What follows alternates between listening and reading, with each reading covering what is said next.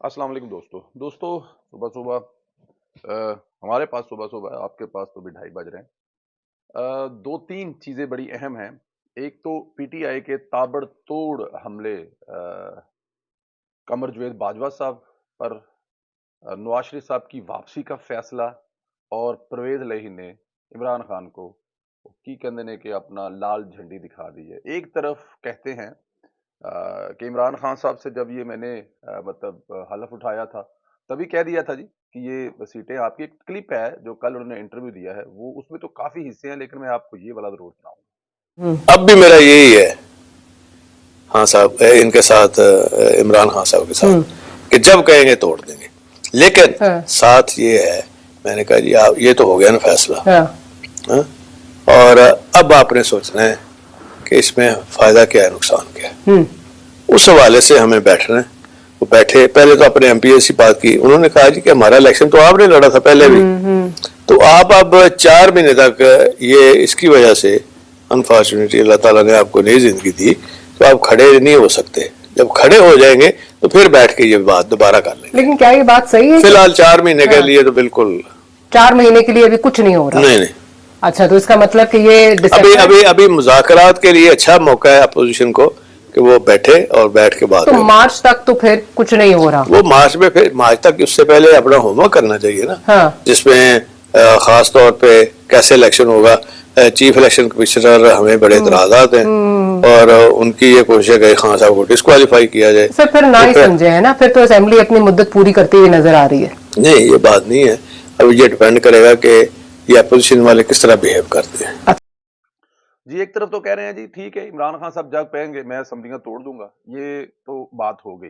लेकिन आगे जब लेकिन के बाद, अब सुन रहे हैं आप, लेकिन के बाद वो फरमा रहे हैं कि अब हम इसके नफे और नुकसान देखेंगे। अगर असेंबलियां हम तोड़ देते हैं तो इसके हमें नफे क्या होंगे, और अगर असेंबलियां नहीं तोड़ते तो फिर इसके नफे क्या होंगे और नुकसानात क्या होंगे। वो कह रहे हैं कि इमरान खान को मैंने समझाया ये है। एक तो उन्होंने कहा जी कि अगले 4 महीने जो है, मतलब अगले मार्च अप्रैल तक असेंबलियां कहीं नहीं जा रही, मतलब वो तोड़ नहीं रहे असेंबलियां। उन्होंने इमरान खान साहब को लाल झंडी के पीछे लगा दिया है। चौधरी परवेज इलाही है, पुराने और खड़ांग और कड़ैंग किस्म के सियासतदान हैं। उनको क्या नहीं पता कि ये आखिरी बारी है, इसके बाद वो वज़ीर आला नहीं बनेंगे। और वो उनको नहीं पता ये जो अभी वो वज़ीर आला की गाड़ी के पंजाबी जी कहते हैं झूठे लै रहे ने, ये झूठे अग्गों नहीं मिलने हुण उन्हां नूं।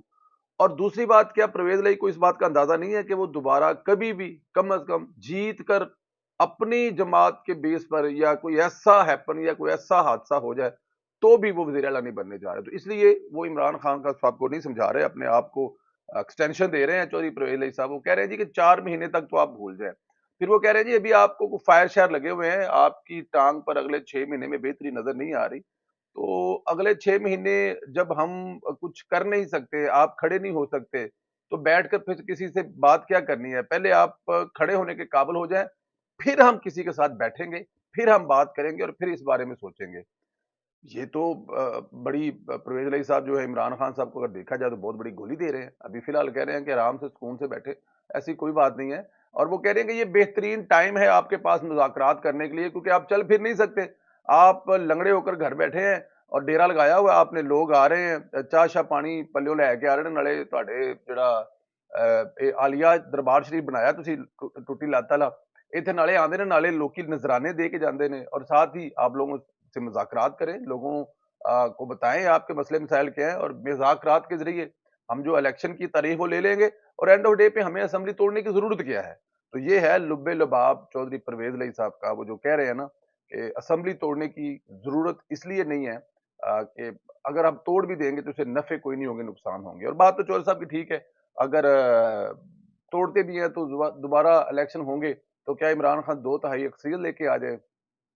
और अगर 2/3 अक्सरियत भी लेके आ जाए तो वो सिर्फ और सिर्फ 2 असेंबलियां, फर्ज किया अगर ऐसा हो भी जाए तो मेरे ख्याल में ये परवेज इलाही साहब जो है वो मशवरा ठीक दे रहे हैं इमरान खान साहब को कि लेट मी एंजॉय, मैं वजारत आला एंजॉय कर रहा हूँ, और लोगों को बेवकूफ बनाई रखो, कभी बाजवे के पीछे और कभी किसी चीज के पीछे। बाप कह रहा है कि अपना बाजवे ने कहा कि चले जाओ पीटीए की तरफ, और मोनस इलाही साहब और जो बाप है चौधरी परवेज इलाही, वो कह रहा है जी नहीं मैं बताता हूँ आपको।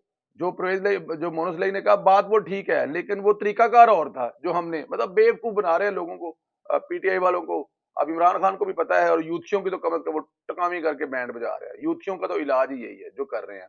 اچھا جی, اس کے علاوہ مسرت چیمہ صاحب نے جو بڑا خطرناک قسم کا بیان دیا, آپ کے چیف آف آرمی سٹاف سابق جو باجوہ صاحب تھے, انہوں نے کہا جی کہ وہ ایک لالچی انسان ہے, انہوں نے دولت کے اپنے ٹنور میں اتنے زیادہ ڈھیر لگا لی ہیں کہ آپ سوچ بھی نہیں سکتے.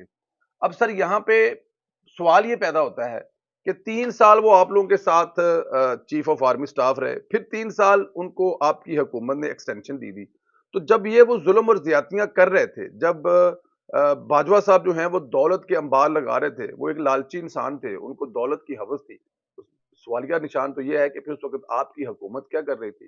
ان کے جائیداد بنانے میں یا ان کی پراپرٹی اکٹھے کرنے میں سب سے بڑا تو پھر آپ کی حکومت کا ہاتھ ہے, کیونکہ آپ کے وزیر اعظم اس وقت کہا کرتے تھے کہ جو باجوہ صاحب ہیں وہ اتنے بڑے نظریاتی جمہوریت پسند ہیں, انہوں نے حکومت کی تمام پالیسیوں کے ساتھ پورا مکمل اعتماد کیا ہے, چاہے وہ سیلاب زدگان ہو, چاہے وہ کوئی اور مسئلے مسائل ہوں, انہوں نے ہر جگہ پہ, چاہے وہ کرونا کا پرابلم ہو, حکومت کا بڑا ساتھ دیا ہے. بلکہ انہوں نے تو اور جو اپنی سیلری تنخواہیں ہیں ان کو بھی کٹ لگا دیا ہے.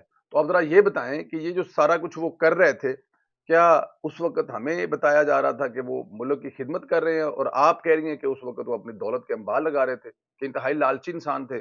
تو باجوہ صاحب پر تو کیس بنے نہ بنے, باجوہ صاحب کی تو شروع ہو رہا ہو انکوائری کہ انہوں نے کتنی دولتیں اور کتنی جائیداد بنائی ہیں, لیکن میرے خیال میں پہلے آپ کے وزیر اعظم مسرت چیمہ صاحب کو ایک تو ان کو اس میں انوالو کرنا چاہیے کہ اگر ان کو پتا تھا. اور دوسرا بات یہ ہے کہ آپ پر بھی ایک مقدمہ درج ہونا چاہیے, آپ کو بھی اریسٹ کرنا چاہیے, آپ کے ہسبینڈ سمیت, جو کہ ظاہر ہے مشہور زمانہ ایک کرپٹ آدمی ہے.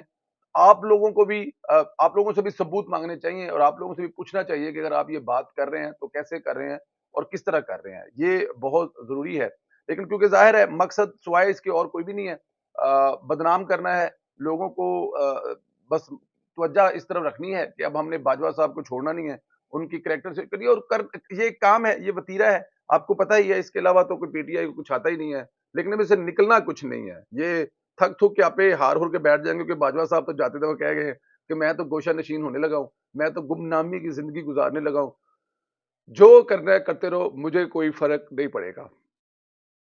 بڑی خبر یہ ہے کہ جیو نیوز نے آج صبح بریک کیا ہے کہ نواز شریف صاحب جو ہیں وہ واپس آ رہے ہیں, اور واپس آنے پر عوام کو ایک بڑا پیکج اور ریلیف جو ہے وہ ڈار صاحب تیار کر رہے ہیں, اور وہ ایک بڑا پیکج دے رہے ہیں. وہ 2-3 صورتوں میں ہو سکتا ہے. لوگوں کو مہنگائی, بجلی کا تو میں بالکل میرے نالج میں ہے کہ بجلی کا تو ایک بہت بڑا عوام کو سرپرائز ملنے والا ہے کہ 300 یونٹ تک.